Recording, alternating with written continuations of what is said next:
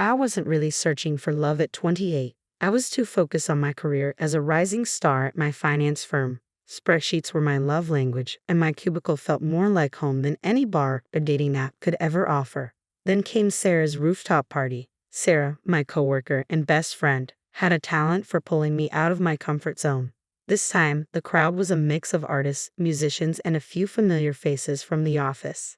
That's when I spotted him. He was engaged in a playful debate with another guy about the best way to restore a brick building.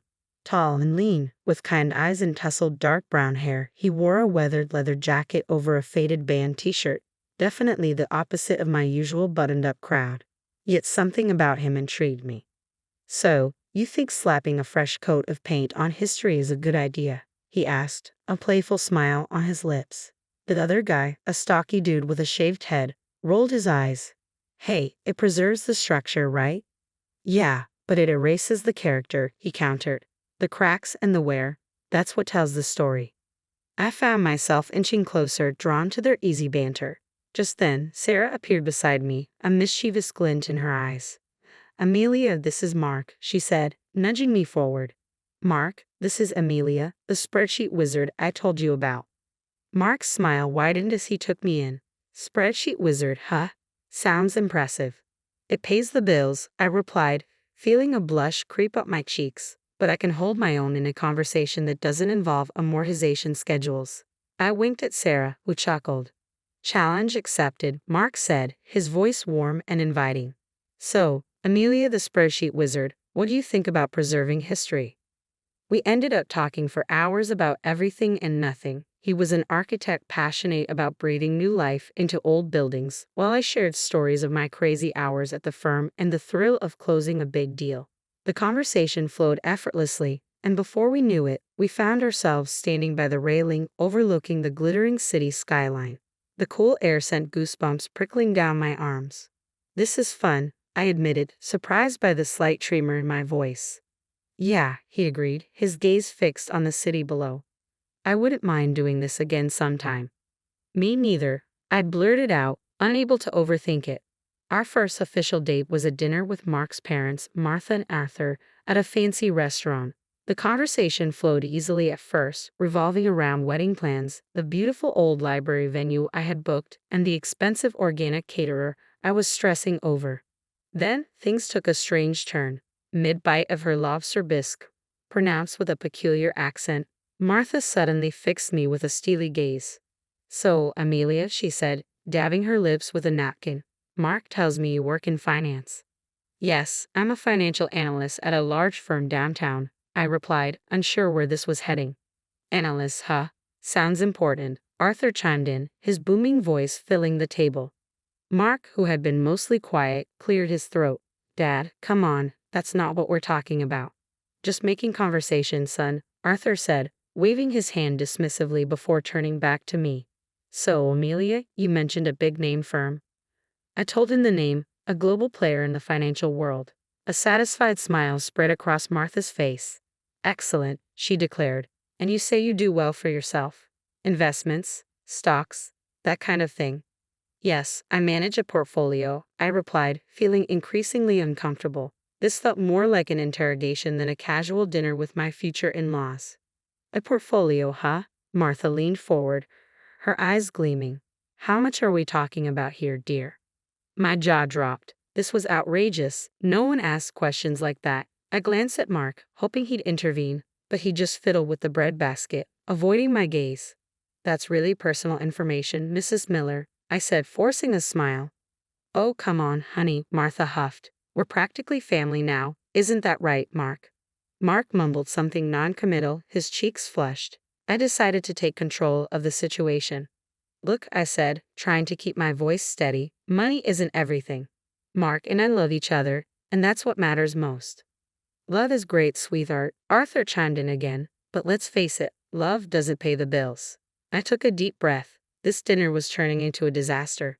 "Maybe we should stick to talking about the wedding," I suggested, desperately trying to redirect the conversation. The following morning, I called my grandma right after I got off the phone with her. As I recounted the awkward dinner with Mark's parents, a wave of doubt washed over me. Her words about greedy and selfish people echoed in my mind, but I dismissed them. Grandma could be a bit old-fashioned at times. Sure, Martha and Arthur were blunt, but they genuinely seemed happy for us. Maybe they just struggled to express their emotions. Fast forward a few months, and the wedding planning was in full swing. Every detail, from the venue to the flowers, felt like pulling teeth. Whenever money came up, Mark would give a sheepish shrug and say, "Work's been a bit tight lately." His parents, bless their hearts, kept offering suggestions, cheaper venues outside the city, a family friend who could cater at a discount, which really meant they'd barter for vegetables from their neighbor's garden. In the end, I found myself footing most of the bill. Mark, ever the charmer, would say things like, "You're amazing, honey," handling everything like a champ. But his lack of financial contributions started to grate on me. Finally, the big day arrived. It was beautiful. The weather cooperated, the food was delicious, and most importantly, Mark and I said, "I do." The only sour note was Grandma. After the ceremony, she pulled me aside, her wrinkled face etched with concern. "Amelia, honey," she said, her voice low, "be careful with those in-laws of yours. They don't have your best interests at heart." I rolled my eyes. Here we go again. "Grandma, they're just excited. They love Mark. They love me. Everything's fine." The honeymoon phase barely lasted a week before the first major in-law incident occurred. It was a lazy Sunday morning, and Mark and I were still luxuriating in bed when a loud thump from downstairs shattered the peaceful silence. We exchanged confused glances, and Mark mumbled, "Probably the mail." But that thump was soon followed by a cacophony of rustling paper and muffled exclamations. Throwing on our robes, we hurried downstairs, only to find a scene that looked straight out of a horror movie. Well, a horror movie filled with floral wrapping paper and gaudy gift bags. Martha and Arthur were sprawled on the living room floor, surrounded by our wedding presents like vultures picking over a carcass. They were tearing into boxes, oohing and ahhing over some items while dismissively tossing others aside. "What in the world is going on here?" I demanded, disbelief lacing my voice. Martha, mid-unwrapping, looked up and flashed a megawatt smile. "Amelia, darling, just admiring your lovely wedding gifts." "Admiring," I sputtered. "It looks more like you're ransacking the place." Arthur held up a crystal vase, squinting at it. "Relax, sweetheart. Just sorting things out. Can't have all this clutter lying around, can we?" "Clutter," I exclaimed, incredulous. These were gifts chosen with love by our friends and family. Before I could voice my outrage, Mark interjected, "Maybe they should just leave the presents unopened, right?" His tone was mild, but the message was clear. I chimed in. Rael wasn't completely oblivious. Martha scoffed. "Don't be silly, honey. It's rude not to open presents. Besides," she added, her eyes gleaming, "we might find something truly special in here." Special for them, I thought bitterly, watching in growing frustration as they picked through our wedding gifts, setting aside anything that caught their fancy. A silver picture frame, a set of engraved wine glasses, a fancy cheese board. Finally, I couldn't take it anymore. "These are our wedding gifts," I said, my voice firm. "Not yours to take." "Look, honey," Martha replied, her tone dripping with fake sweetness. "We just saw some things that would look lovely in our new house. You know, the one we're decorating." They were redecorating with our wedding gifts. The anger bubbled up inside me, threatening to spill over. "What about the gift you got us?" I asked, my voice tight. Martha paused, her hand hovering over a box wrapped in fancy floral paper. She rummaged through the pile and finally pulled out a small, oddly shaped package. With a flourish, she handed it to me. I unwrapped it slowly, my heart sinking with each layer of tissue paper. Inside was a cheap glass statuette, the kind you find at a discount store, adorned with garish plastic flowers. My stomach churned. This was their idea of a wedding gift. Maybe Grandma was right. Maybe I had married into a nightmare. The wedding gift incident was just the tip of the iceberg. Martha's shopping sprees became a regular occurrence. She'd call, all chipper, asking me to join her for a girls' day out. But it was really just code for me being her unpaid personal shopper. We'd browse stores, and inevitably, Martha would find something she absolutely had to have. At checkout, she'd do this weird shuffle with her purchases and mine, muttering about forgetting her wallet and how inconvenient it was to have separate bags. By the time the cashier figured it all out, I'd be stuck paying for both our stuff. Arthur wasn't much better. Weekends were his prime visiting time. He'd waltz in unannounced, plop himself down on the couch, and proceed to spend the entire day glued to the TV, inhaling whatever snacks I had on hand. When I finally mustered the courage to ask him why he spent so much time at our place, he looked at me with a straight face and said, "Saves money on groceries and electricity, doesn't it?" The audacity of the man. Did he think we were running a charity? Mark, ever the peacekeeper, just rolled his eyes and muttered something about Dad needing some company. But the birthday dinner was the final straw. I decided to treat myself to a nice night out at a fancy restaurant to celebrate another year older and hopefully wiser. Naturally, I invited Martha and Arthur. A big mistake. The menu was a bewildering array of French names and unfamiliar ingredients, but undeterred, Martha and Arthur ordered the most expensive dishes, pronouncing them with a confidence that masked their complete lack of knowledge. Halfway through the meal, Martha pushed her plate away, declaring that the escargot was too slimy. Arthur, meanwhile, choked on a mouthful of bouillabaisse, spraying saffron broth across the table. The entire evening was a disaster. By the time the bill arrived, my blood pressure was through the roof. The cost of that meal could have fed us for a month. And guess who offered to chip in? Nope, not Mark. He just sat there, oblivious, while I choked out a strained thank you to the waiter and reached for my credit card. Back home, fuming and frustrated, I finally confronted Mark. "How can you just let your parents walk all over you like that?" I demanded. "Come on, babe," he said dismissively. "It's not a big deal. They're just, like that." "Like what?" "Selfish and entitled." I shot back. "Mark, this isn't okay." He sighed, running a hand through his hair. "Look, I love you, but you've got to pick your battles. My parents are, well, my parents. They're not going to change." Maybe he was right. Perhaps I had been naive, hoping to change them, to somehow mold them into the in-laws I'd always dreamed of. But the reality was staring me in the face. Martha and Arthur were who they were, and that wasn't going to change. The birthday dinner debacle was a turning point, but it wasn't the end. Their gift-giving strategy became painfully clear. Shower us with cheap, impersonal trinkets on holidays and expect extravagant presents in return. A framed picture of a lighthouse for Christmas. Try a top-of-the-line espresso machine for Mother's Day. According to Martha's logic, any hint at the unbalanced value of gifts resulted in a lecture about family and not keeping score. My grandma, bless her soul, wouldn't dream of asking for anything. Every time I'd inquire about a holiday gift, she'd brush it off with, "Honey, I have everything I need. Just come visit. That's all that matters." Meanwhile, Martha and Arthur treated gift-giving like a competitive sport. They show up unannounced, a triumphant glint in their eyes, brandishing their latest treasures. A chipped ceramic fruit bowl for Christmas, a set of mismatched oven mitts decorated with faded cartoon cats for Valentine's Day. Each offering felt like a slap in the face. The final insult came on Thanksgiving that year. I had opted for a quiet night in just Mark and me. Maybe we'd order some takeout and watch a movie. But of course, Martha and Arthur had other plans. They barged in, laden with shopping bags, their faces plastered with self-satisfied grins. "Happy Thanksgiving, sweetie," Martha trilled, thrusting a brightly wrapped package at me. I unwrapped it, my stomach sinking.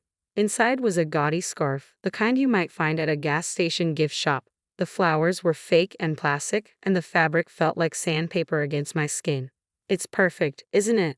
Martha beamed. "It matches your new coat." "Perfectly." I forced a smile. The coat in question was a vintage find I'd scored at a thrift store. The scarf, however, clashed spectacularly. "Thanks, Martha," I mumbled, trying to mask my disappointment. Meanwhile, Arthur was holding up a small box. "And for you, son," he declared, "a little something to help you unwind after a long day at work." Mark's eyes lit up as he eagerly tore into the box, revealing a pack of cheap drugstore cigars, the kind that smelled like dirty ashtrays and regret. "Thanks, Dad," Mark said, a genuine smile spreading across his face. That was it, the final straw. Here I was, staring at a birthday gift that insulted my taste and a husband who seemed more excited about a pack of drugstore cigars than his wife's well-being. Anger simmered inside me, threatening to boil over. But instead of exploding, I did something completely unexpected. I took a deep breath, forced a smile, and thanked them for the lovely gifts. A glimmer of hope arrived with my work performance. I landed the coveted quarterly award and a hefty bonus that practically screamed, "Celebrate." Venice, with its romantic canals and rich history, had always been a dream destination, Knowing I spoke fluent Italian sealed the deal. This trip would be a chance to reconnect with Mark and escape the suffocating grip of his parents for a while. Except news travels fast, especially bad news to eager ears. Upon learning of our travel plans, Martha and Arthur descended like hungry vultures. Venice, huh? Martha said, her eyes gleaming with a disturbing avarice. Sounds delightful. Always wanted to see those gondolas up close. Actually, I interjected, trying to be polite, this trip is just for Mark and me. A little romantic getaway. Arthur scoffed. Come on, Amelia, don't be selfish.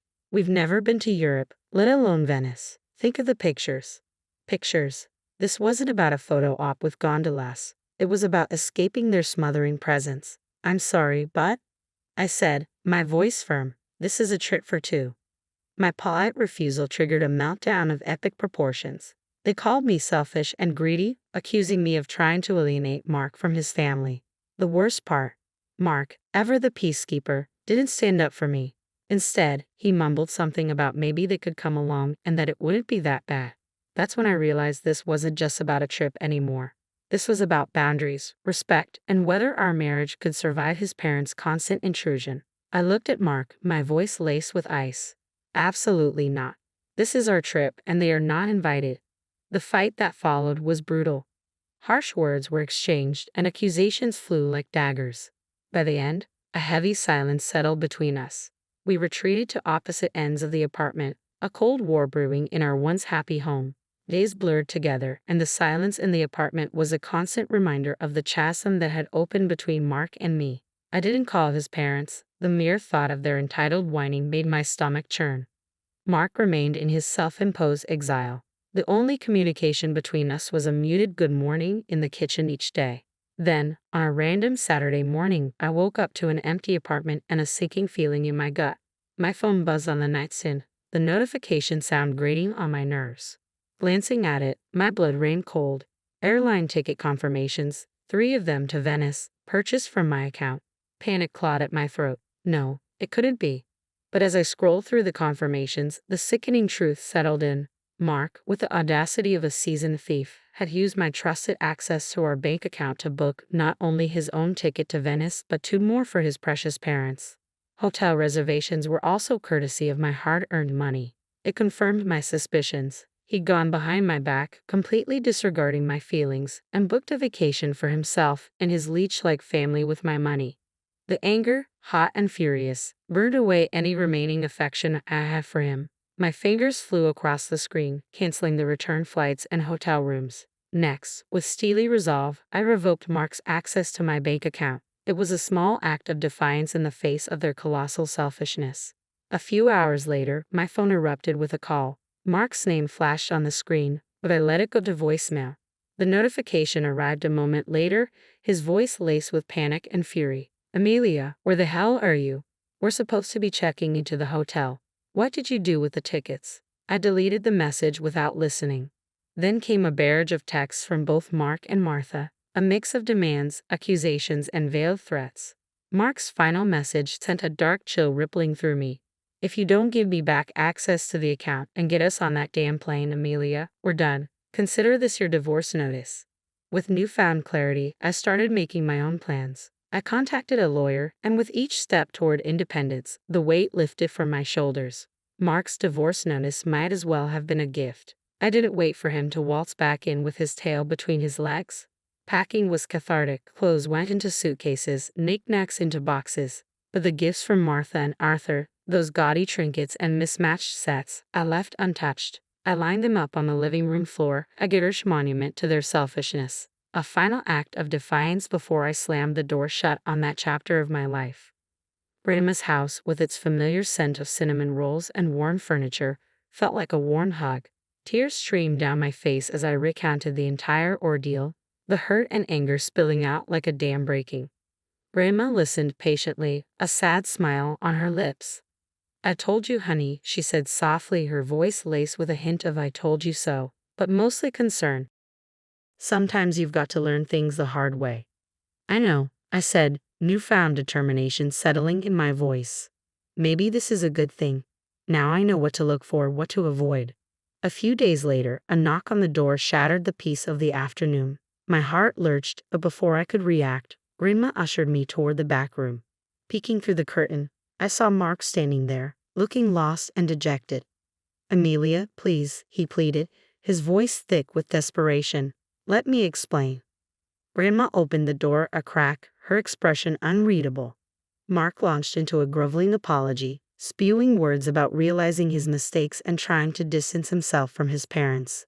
The anger that had been simmering inside me bubbled over. I barged into the hallway, a cold fury in my eyes. "Distance himself," I scoffed. "Mark, you were about to spend my money taking them on a vacation. This isn't about you suddenly seeing the light. This is about you being comfortable. Comfortable because I paid the bills and bought your parents presents." He opened his mouth to protest, but I cut him off. "No, Mark, this is over. I don't want to build a life with someone who prioritizes comfort over respect or someone who lets his parents walk all over him and his wife. I deserve better than that." Mark's face crumpled, but this time I felt no pity. The door shut with a finality that echoed in the silence that followed. Maybe Grandma was right. Maybe this wasn't the end. Maybe it was the beginning of something new, something better. A life free of entitled in-laws, a life filled with respect, and maybe someday, love that wasn't selfish or convenient.